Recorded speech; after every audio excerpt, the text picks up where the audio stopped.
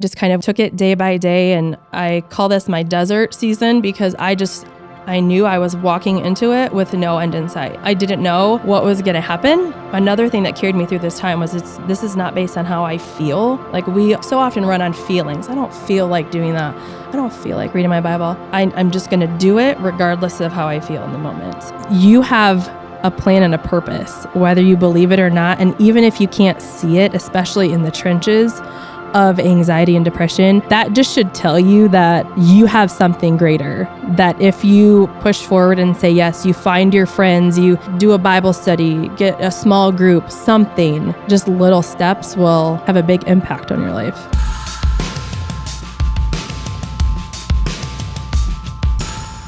Hey everyone, welcome back to the Radiant Podcast. And today I'm joined by a new friend of mine, Candace. Thank you, Candace, for being here with us. Yeah. Candace, we met probably like a few days ago. I think it was like on Sunday. Yep. I think I've seen you. I've seen you at our church, and you're a recent graduate of our School of Ministry part-time program, and so I remember seeing you in class. We'd never officially met.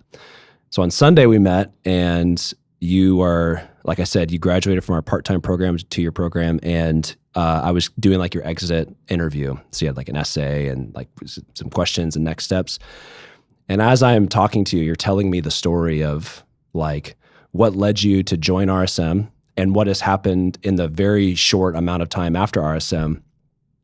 And I was like writing all these things down. I was like, this is an incredible story. Like, do you want to tell the story one more time? Like, can we come now in front of a camera and just tell your story? Because there's so much in there that has, from like these little moments of saying yes to these bigger moments of saying yes, to seeing like the seed bed and the seeds that were planted and cultivated and the sprouts that are coming up. It was just kind of this like really cool story.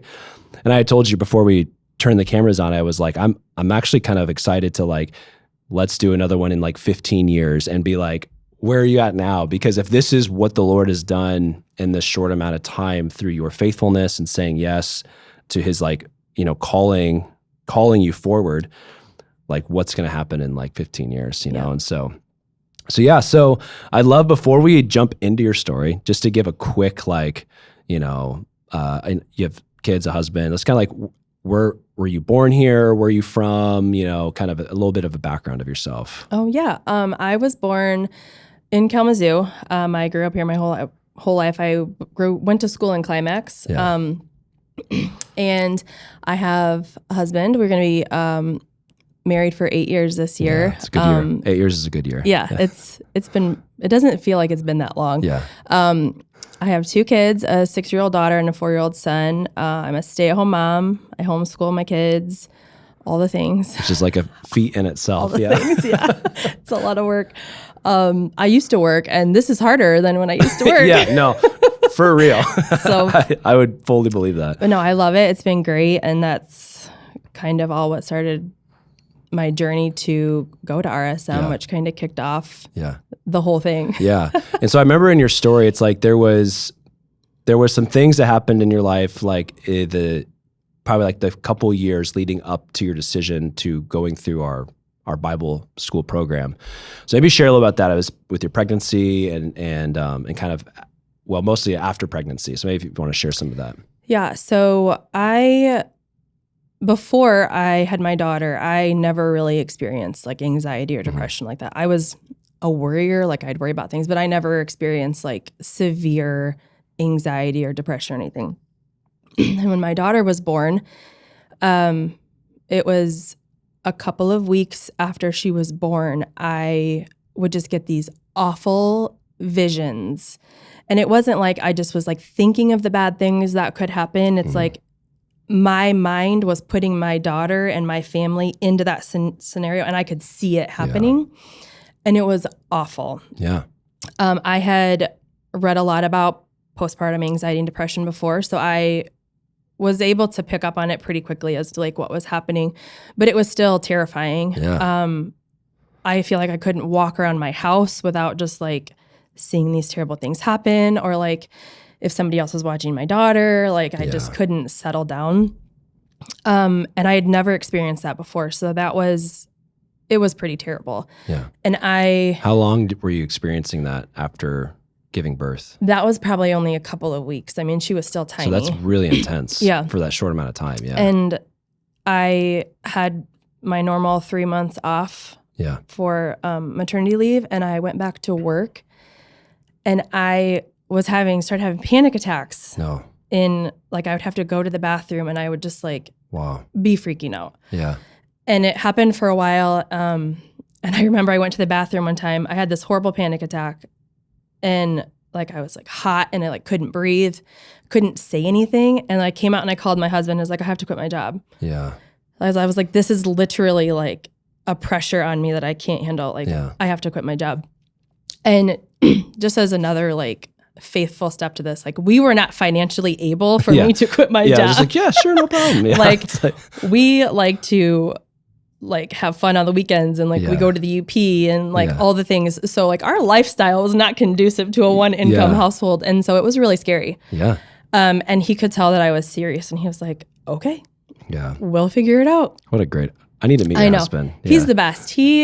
Nothing irks him, or he's just a steady guy. And I'm so thankful for that, because I'm the opposite. But he was just like, okay, I can see that that you're serious about this, and quit your job. Yeah.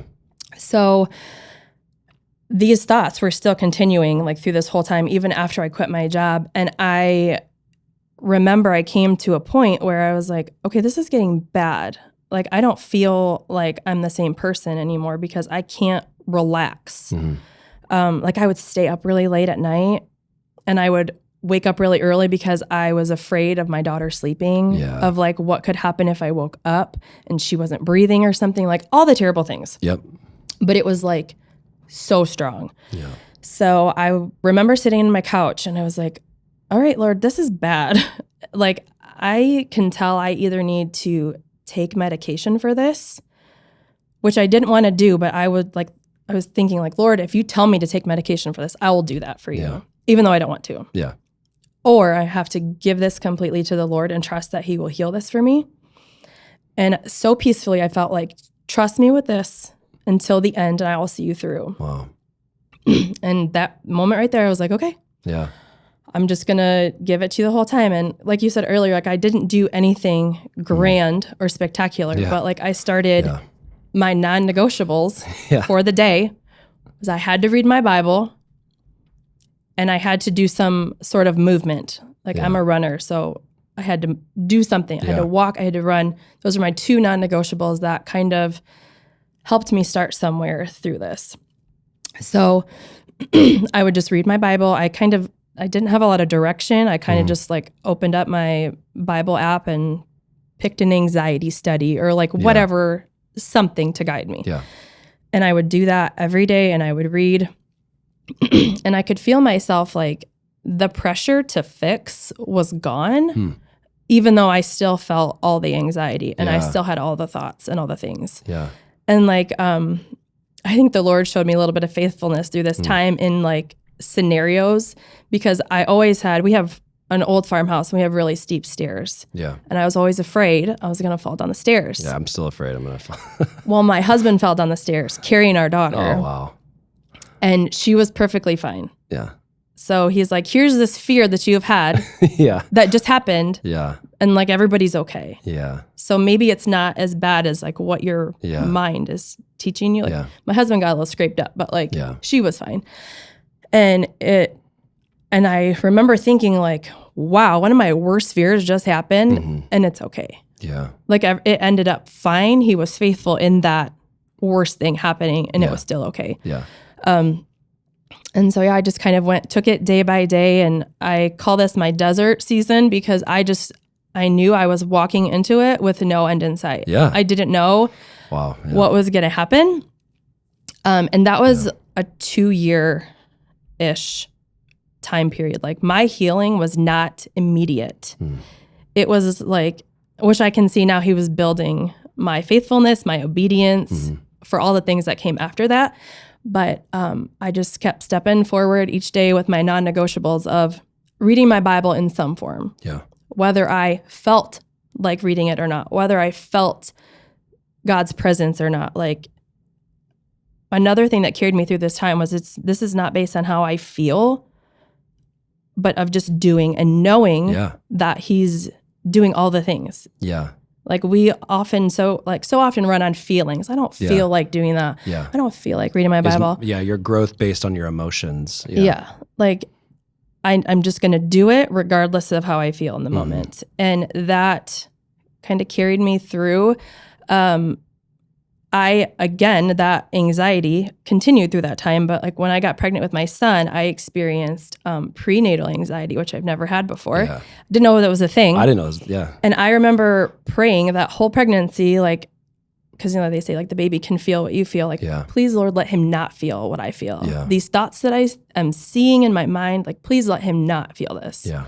And he's the most joyful thing of all time. So I know that those prayers were heard and answered because he didn't. And it's a miracle because I was like, I hope he can't. Like, it's just terrible. Yeah. And it's heavy stuff. But he was faithful even in that time that was hard. And I remember my son was born. And it was a little bit after that, I was like, I don't know what I was doing, but I got this picture in my head of this brick wall, and you feel like there's a brick wall in front of me. I can't climb a brick wall. I can't knock it down. But then I like took a step backwards and the brick wall was only as tall as I was and as wide as I was. Which is probably not very tall, right? No, it's really not that tall at all. And I could just walk around it. Yeah. And I felt like that was kind of what he was teaching me in those 2 years is like, this is what you're seeing. But if you step back a little bit, this is not really anything important. Wow. Yeah. You can just go around this and probably climb over it because it's not very tall. Yeah. But standing up close to it, that's all I could see was just this brick wall. Wow. That's crazy. What do you feel like you'd mentioned earlier when you were kind of at that crossroads, okay, this direction I'm saying yes to right now is I'm going to read the Bible. How old are you kind of around this time? I was 28. 28. Okay. So like late 20s, like what was that like, that spiritual discipline of reading the word, prayer? What was that like before that time? It was touchy. I mean, I would open my Bible or do like a random study that I probably wouldn't finish. Like, did you grow up in church? I did. Yeah. And I didn't have like a lot of, like, I felt like when I would read the Bible, I just was reading words. Like I wasn't comprehending it. I couldn't place my like self in the story of what was happening or why this was being said. I feel like I didn't have any structure to it. Yeah. But I was doing it because I know that's what I'm supposed to do. Yeah. And that's what I need to do because even though it didn't feel like, again, feelings. I didn't feel like I was understanding it. I felt better. I could feel like my roots going down deeper into the Bible, even though I wasn't like comprehending it like I feel like I should have. Yeah.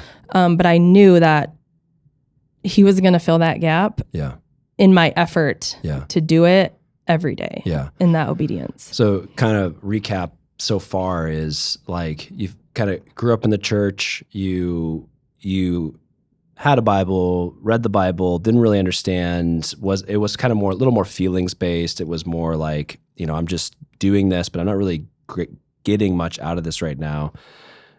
Fast forward into, your late 20s, you have your first and then second kid.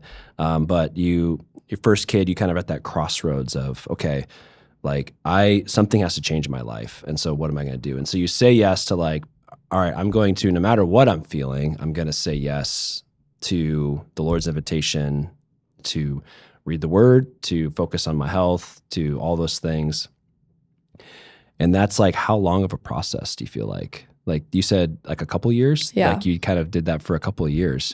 And it wasn't an immediate, it wasn't like I read the Bible twice and all better. Like nope. And I wasn't one of those that like my anxiety just went away. Yeah. I feel like that sometimes can be a little bit harder to people that have anxiety because they're like, well, I'm still having these awful thoughts. Yeah, for sure. Yeah. That person says they don't have them anymore. Yeah. And I do. What's the magic formula? Like, I feel like my anxiety is mainly focused on my kids, right? Where it can hurt me the most.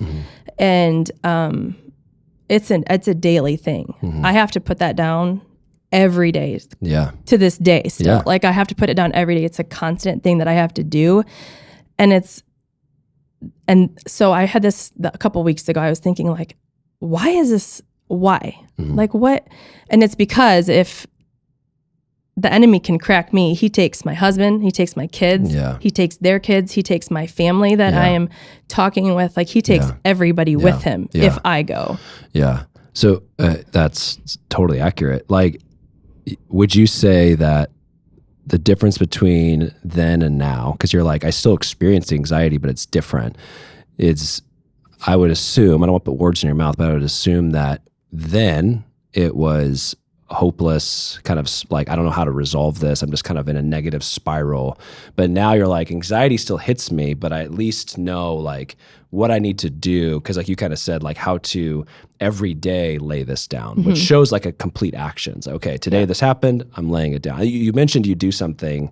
I'm trying to remember, like when we last talked, you're like, every night before I go to bed, I do something to kind of help. I put the house to bed. Yeah. Yeah. I go, so our kids' rooms are upstairs, and I go upstairs and I just sit in the hallway and I pray over my kids' rooms, my kids, beautiful. The house, the family, everything. But that's also where like I put everything down. Like I'm not going to worry about this. I'm not going to do this. This is in God's hands. And I kind of fight it with like scripture, because now I have a better understanding of scripture. So I feel like I can use it as a tool now, where like maybe before I couldn't as much because I didn't know how to apply it practically. But I'm like, I just fight my anxious thoughts with scripture. I fight it back because I know how to do that now. And I just do that every night before I go to bed. I love that. That's so good. Knowing that tomorrow it's probably going to happen again. You have to. That's called warfare. Like you can't just like do it one time. Like you have to, like the enemy is actively trying to hit you where you're most vulnerable. And so you have to, you have to be on the offense. Like instead of just waiting for trials to happen and then trying to like pray against it, it's like, no, actually every day I'm going to pray forward. I'm going to actually hit that.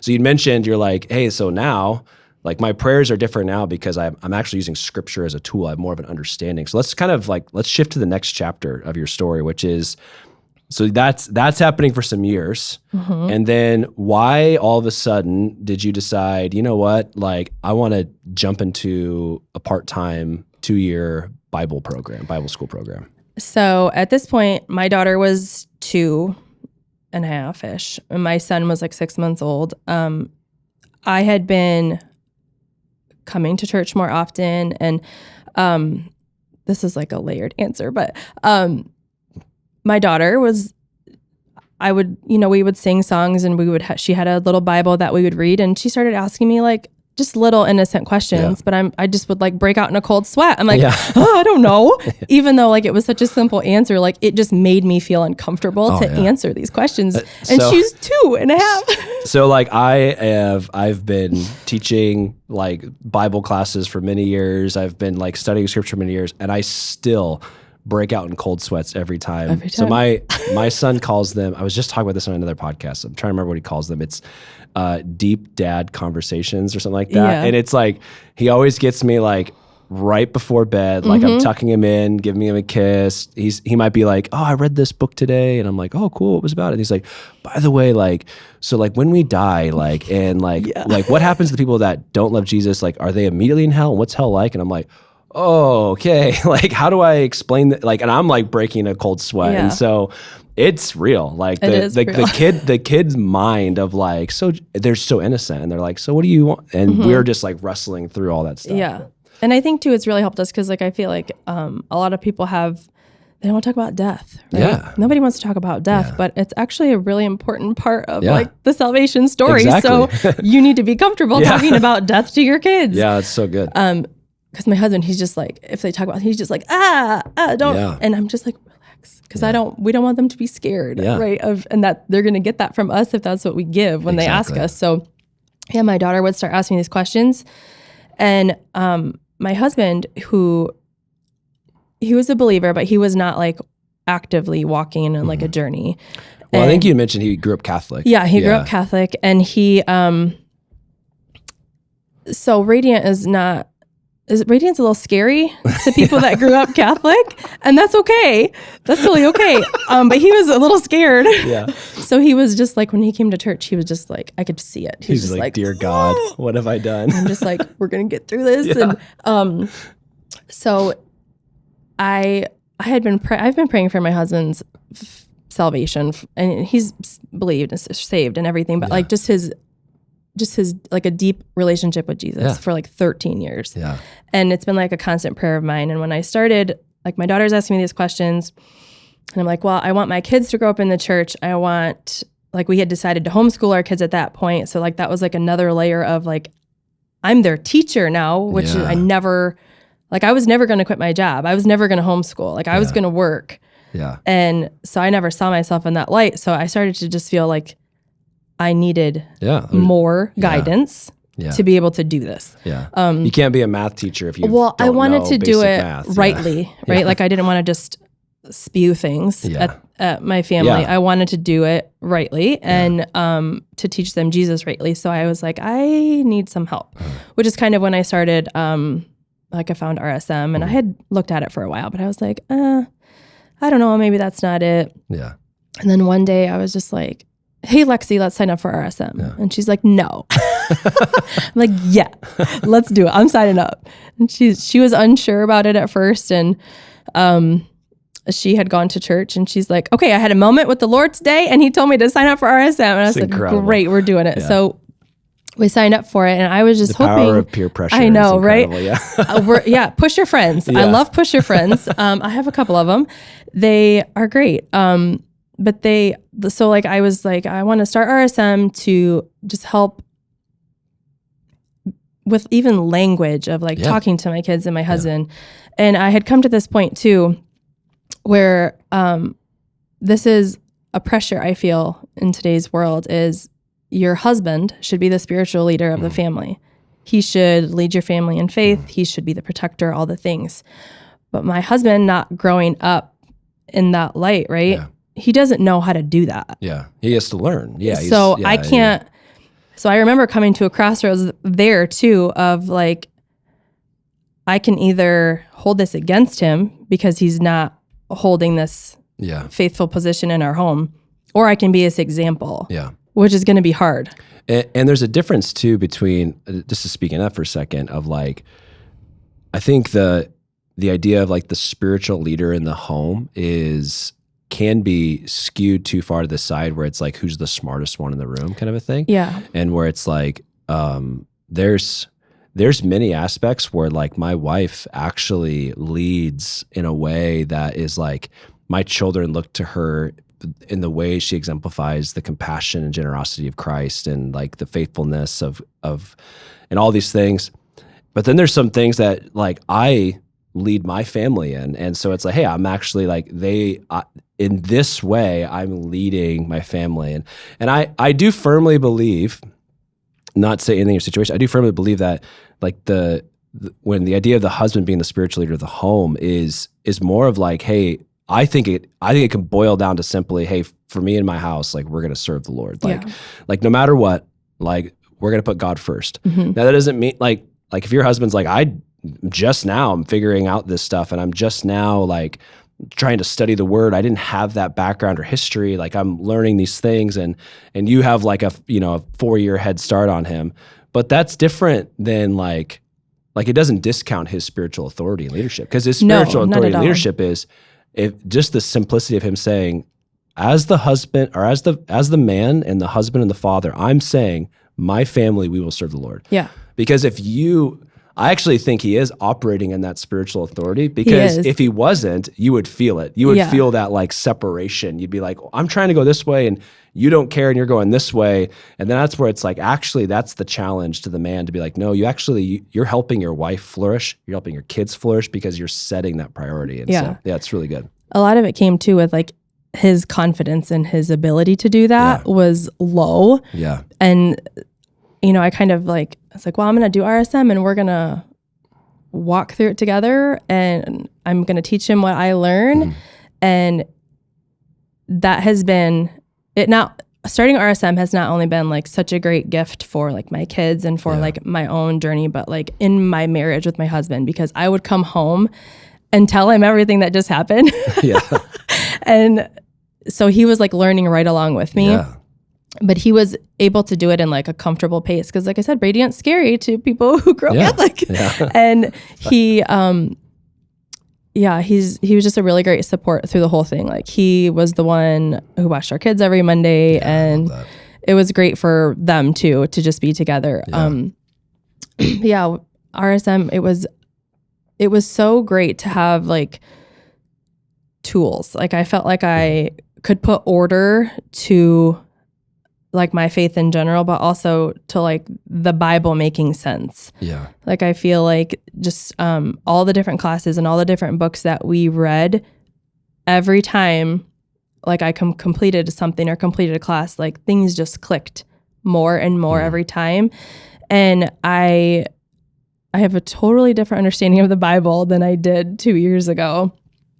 And that's just, it's crazy to me. Yeah. Because I still obviously have so far to go, but like, just even thinking of 2 years ago, I'm just like, wow, this is nuts. You had, so the graduates, hopefully this doesn't scare anybody, but the graduates, they write like an essay at the end of the class, and it's like, a page or two. It's not crazy, but have you written an essay before that? That's outside of high school, or? No, I don't think so. That was great. I like your essay was really good. You had written something in your essay that I was like, I remember like writing it down. I was like, I think I'm going to steal this. This is like a really good visual picture, where it was like, you were likening your understanding of scripture now, like from comparing it and contrasting it from before and after RSM. It was like, before I could tell you that like, if I'm here, in Michigan, we always do the thing. It's like, if I'm here in Michigan, I know that like, Mackinac is like up, and I know it's like north. I kind of know where it is in the map, but I don't know how to get there. Like I couldn't just drive there without a GPS. Like I don't know the highways and all the turns to get there. And you're like, now you're like, I actually know like, oh, I have to get on this highway and then get to this highway to get there. Like I kind of know, like there was the structure, the timeline. It's one connected story kind of a thing.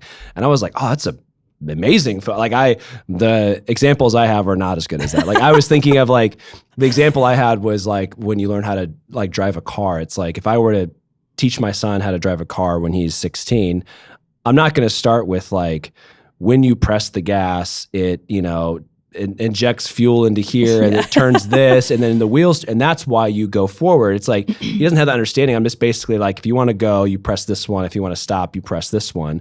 And you have like an understanding. You're like, okay, I kind of understand what's going on here. But then after a while, it's like, well, that's only going to help you for so long. Because what happens when like it breaks down, or it's not doing good, or you need to refill, or you need to do this, or you need to do something different. It's like, you have to kind of understand the different components. And that's like, you don't stop learning those things. You just keep learning more and more and more. And so I loved what you wrote about that, because it shows this like, when you were talking, we went back in time, but basically you were like, hey, I was actually having script now today when you pray over your family, or today when you pray over your home, compared to how you were praying, but 4 years ago now.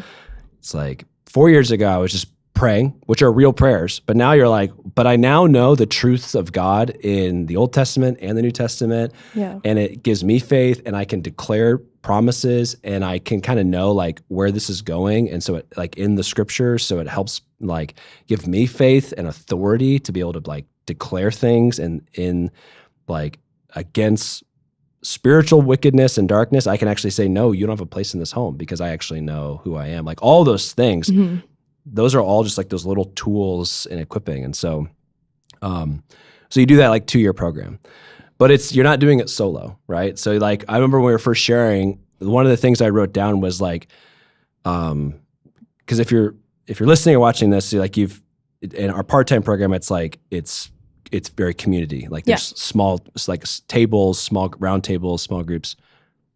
And I just remember you just kept saying throughout different parts of your story, and this other person from my table, and this other person from my table. And so that was a big thing in your life that changed, was that community aspect. So maybe share a little bit about that. Yeah. So I have been praying for godly friends for years, and the Lord, I've known Lexi my whole life, but like we kind of reconnected when I was pregnant with Clark, because she's pregnant with her daughter at the same time. Okay.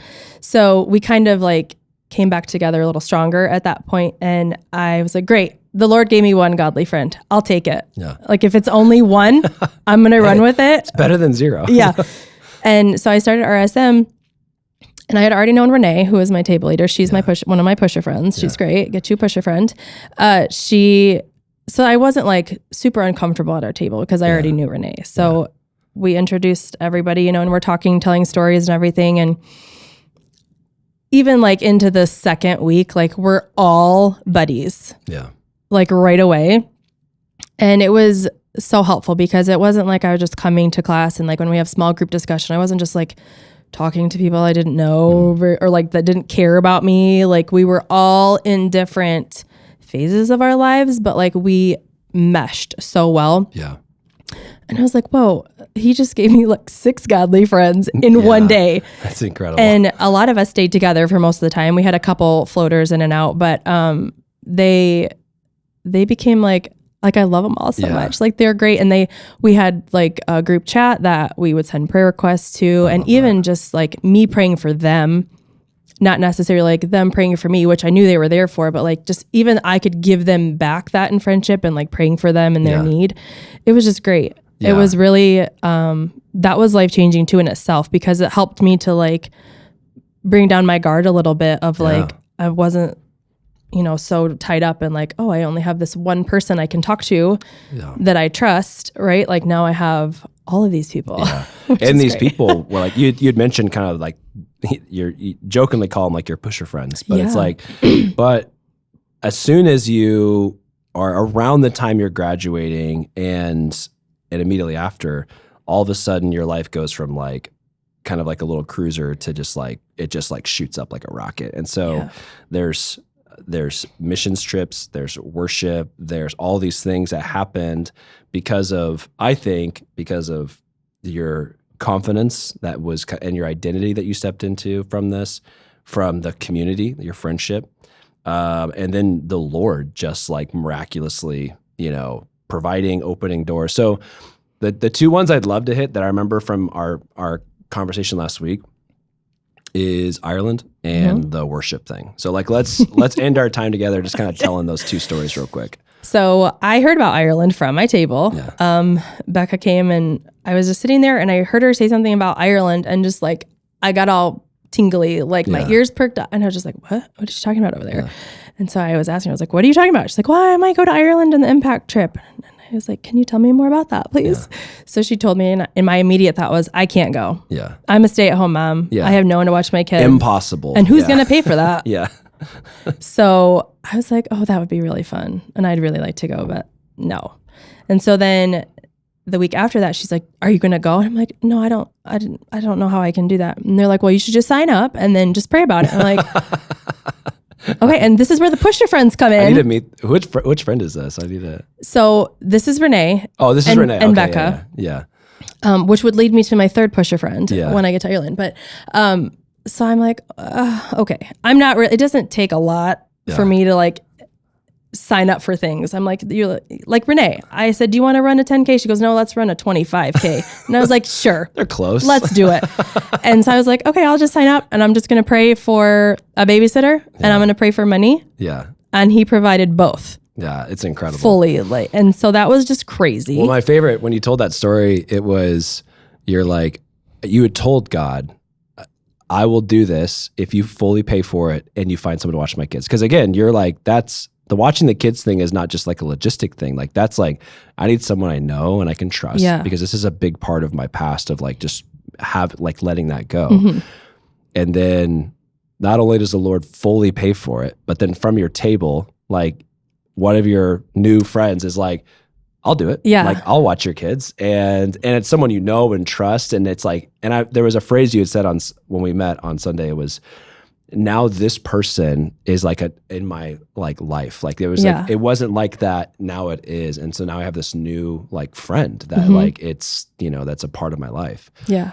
So you do that. I do that. And it changed your world. Yep. And it did. And about 3 days before I went to Ireland, I got the last bit of the trip paid for. Yeah. And I was just kind of blown away by that all. And I wasn't really sure, like I'm feeling nervous about leaving my kids. I'm a little bit dumbfounded that all of these things just lined up. And my husband drops me off at the church to go to Ireland. And I'm like, wait a second. Like, what is happening? Well, am I really going? Yeah. And we really go. And it was life-changing. Yeah. I remember on the plane, I just felt like I was so uncomfortable on the plane because, and I couldn't really put any feeling to it. I was just like, why I felt that way. Like I should have been excited, right? But it was because I knew I wasn't going to come back the same person. Wow. And there was like, I feel like on the plane, there was a shedding of all the things I had to let go before I could accept what was to come on the trip. Wow. And I had been praying for the trip for a while of like, you know, Lord, will you speak to me in Ireland? Will you tell me what you want me to do? Can you give me a direction? Can you please do the things? Because I don't know at this point. So we were at a worship night at the church in Ireland, and I just hear the Lord tell me, kids ministry and worship. And worship had been coming up for a couple years, but I was like, I don't want to do that. I'm not doing that. And he so vividly told me like worship and kids ministry. So I was like, okay. So I'm starting to talk to people at my group or that are on the trip. Sarah does worship. You know, she's the third pusher friend that I now have. And you know, everyone actually everybody on that trip was a push friend, which is great. And they're like, no, you should sign up for RSW and you should do these things. And I'm like, again, it doesn't take much. I'm just like, okay, sure. So I come back and I'm thinking about RSW. It wasn't going to work out with my schedule, but Becca gives me the number of Sarah for piano lessons. Yeah. So I like sign up for piano lessons and I'm like, okay, I'm gonna do that. My dad's now going to teach me guitar. Yeah. And insert pusher friend Renee, who's like, hey, Candace, do you want to lead worship at the gospel mission in 2 weeks? And I was like, no, Renee, I can't play any instruments. I just signed up for lessons. Yeah, I was like, I just came back from Ireland. I don't know anything yet. And she's like, that's okay. You can just sing on a recording. I'm like, well, that's really boring. So I went home and I YouTubed how to play the piano. I taught myself 3 songs. It was not good, but I went to the gospel mission and I did my 3 songs. And despite how terrible I know it was, the people were so kind though, but like the joy, the gift to the Lord to me for being obedient. And that was just overflowing joy. Like I didn't even care what the actual performance was like. I had obeyed that and I was so uncomfortable doing it. And it just felt really good. But it also felt like, this is what you're going to do this. Oh yeah. This is what you're supposed to do. How old are your kids right now? 6 and 4? Yeah. Yeah. It's literally like you looking at your 4-year-old and being like, you can do this. You got it. And they're like, I can't do this. And you're like, no, you can do this. And they do it. And they're just like, I did it. And that's you. Like in the Lord's eyes, you're just like a 4-year-old. And you're like, I can't do it. He's like, no, I'm here. Like you can do it. Yeah. And you did it. And it was crazy. And then I had my first piano lesson yesterday, which, bless Sarah's heart, made so much more sense than what I was trying to do to myself. So I was just like, this is going to be so much easier. Shout out Sarah Adolph. She's incredible. She's the best. If you need piano lessons, go to Sarah. Yeah. And it was just really good. And I felt like, all right, I'm doing the things. I'm on the right path. He's providing all the doors. He's opening the doors for me and all of this. And that kind of all got started with that trip to Ireland because a couple people from our team led worship on Sunday at the church. So it was like a hot topic of conversation. Like, and so it was just really crazy. And like, it makes me so uncomfortable to do or like to talk about, but I'm also not afraid to like be a beginner at something. Yeah. So it's like, it's great. The obedience and the joy I felt like I know it was right and we're going to go for it. Yeah. So again, let's like do a quick recap here. So you had a life of like, I'm not really doing much to like develop this deep relationship with the Lord or in scripture, but I'm just kind of here. I own a Bible. I'm a Christian. And then you experience like this like trial in your life to where it's like, I need to make a decision. Your decision is not the typical one, which is like, okay, I'm going to like, and I love medicine and doctors, and I fully believe in that. So I'm not speaking against that. Like we fully believe in that. But the typical decision would be, okay, I got to take medicine and do this, and like, but the Lord's like, you could, but I'm inviting you to do this, and you do it, and it creates this like spark of I'm going to be in the Word, whether I know it or not. I'm just going to do it. I'm going to do something every day. And then that leads you to well, because of that, you're creating this like culture and seedbed in your home. Now your kids are asking questions, your husband's asking questions, and you're like, you're now like, I want to go deeper. Like I want to experience this. You say yes to RSM. There's a depth and an awareness and an understanding of scripture that develops in you, but you get a surprise of community. That community like flares up, and you now have this like strong community of women, and half of them are pushers. and they're like, hey, you should go do this. You should go do this. And you're like, sure. Like it's like, well, why not? Like, and I actually think that's significant, because for someone who, like, when you were talking about anxiety and fear and depression, that wouldn't be a normal response. You're just like, sure, I'll just do something that is like super risky and I have no fallback net. Like, why not? But it's like, no, that shows the growth from when, like, years ago when you made that decision to now. Like, you wouldn't be making those decisions. You wouldn't just be like, sure, I'll just go do this. So now you're stepping into, you mentioned worship and missions, and those are like, you're going on another trip. Now I'm taking Greg to Ireland. Is Greg your husband? Yeah. Okay, okay. I think I don't think I knew his name. So yeah. So now you and your husband are going to Ireland. You're doing worship. With Push Your Friend Sarah and her husband. And you're doing worship on that trip. Yes. You are, but you also mentioned kids. You're serving in our kids ministry. You're been pouring into kids. And I know that, like, we'd even talked about, like, you know, God, like, maybe worship is with kids and with students or whatever it is, like, you know, because we think worship is like, I just got to, like, on a Sunday morning in adult service, I have to, like, that's what it is. But it's like, no, like, the Lord's awakening in your heart, like, I'm going to go to the homeless shelters. I'm going to go to the far off countries. I'm going to go into the kids services, and I'm going to, like, I'm not saying I'm great, but the Lord has put something in my heart, so I'm just going to do it. Mm-hmm. And I love that. Like, it's an incredible story. Again, I'm excited to see in 15 years where I also am Candace and Greg are, you know, and what your kids are going to do. Yeah. Because again, like, we go back to that conversation of, like, spiritual authority in the home. What would your home be like today if you hadn't have made that small yes decision? And now, what is your home like now? And what will it be 15 years from now? And that's like an incredible story. Yeah. It didn't take much. No, it didn't. Yeah, and it doesn't feel like it was even that long of a time. Yeah. And, like, even we went to the beach on Tuesday, and those 3 songs that I taught myself to play were, like, on repeat in our home. And so everyone knows the words. Yeah. And so they're at the beach and they just both start singing this song. And I was like, don't cry. I'm just, like, sitting there like, no, I'm not going to let the enemy take them in, like, my battles. Yeah. Like, we're going to do the thing because they're worth it. And yes. That's so good. Yeah. So kind of like my last question to you as we kind of close. So I'm picturing someone who's with us, like, listening or watching right now, who is, I would say that you're kind of, like, just on the other side. Like, not, like you said, it doesn't feel like it's that long ago, but you've started to see the fruit, like the little sprouts in the seed bed of, like, oh, I cultivated this for some years and now I see the growth in it.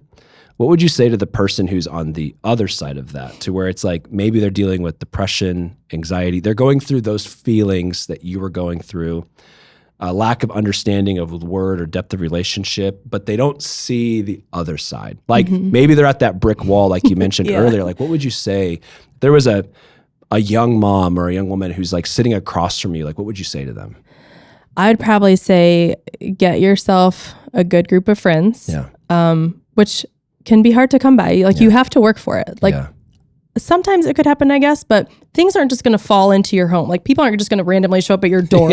Like, that would actually be a little odd if they did. I had to dig into church to find the people that I found. I had to work for it. But I also knew that, like, I was being attacked so much at such a great depth because there was a lot at risk for the kingdom of heaven. Yeah. Like, there was me, my husband, my kids, my family, all, our other friends. Like, I was kind of like, which I didn't know at that point, right? But I was going to be the tipping scale for some of those people in my life. And you have a plan and a purpose, whether you believe it or not. And even if you can't see it, especially in the trenches of anxiety and depression, but that just should tell you that you have something greater. Yeah.